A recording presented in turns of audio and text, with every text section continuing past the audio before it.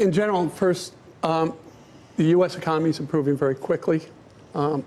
Generally, small cap companies have no exposure or very little exposure to overseas and currencies. And all of these companies generate cash flow in a positive. So in a rising rate environment, they're not in a position where they need to raise capital. They're not in a position where they need to refinance. You know, we've heard that argument from a lot of people. And in fact, earlier this morning, Joe Zeidel was talking about how in a rising rate environment, this is going to be the place to be. How come you're looking at the Russell 2000 and it's testing the 200-day moving average to the downside? What's... You know, again, so much of what we do, particularly in the small cap, is being affected by ETFs and quantitative analysis and things. And looking at short-term trading is really a difficult thing to do, or a short-term trade. I mean, fundamentally, we think things are improving. And it's hard to explain 3-month movements or 1-month movements in equities. Well, let's talk about some of the specific stocks that you like, starting with DXP Enterprises. They're the largest distributor of industrial pumps in the United States. Yes.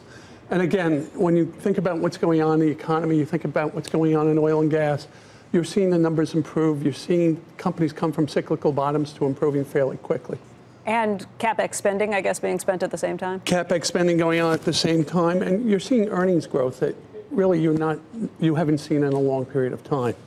For instance, in the March quarter, we're looking for earnings to be up 35 cents versus 6 cents a year ago. So you're seeing some pretty dramatic earnings numbers. How closely tied are they to the price of oil? We've seen oil prices today at about $75 a barrel. Well, if that comes back off, is it...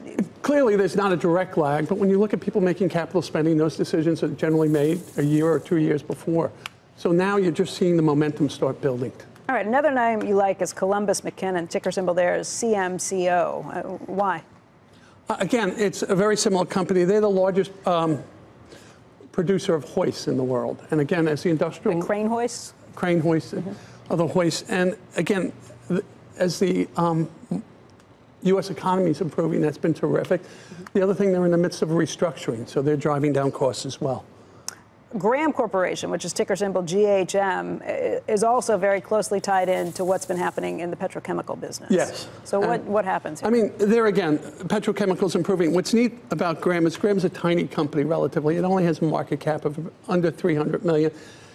There's really very little research coverage of it. So people really don't focus on a name like that. And then when the earnings do start turning around, you do see dramatic improvement. Do you have to go really small into the small caps to find names that other people aren't aware of, or? Well, it's funny. When I started the firm, we defined small cap as 300 million and underneath. Today, small cap is defined as 3 billion and underneath. There are a lot of changes going on in the world of research, and you're seeing coverage start to disappear. Oh, that's interesting. Because so it's shrinking a richer playing ground, a richer hunting ground? The market is opening up, yes.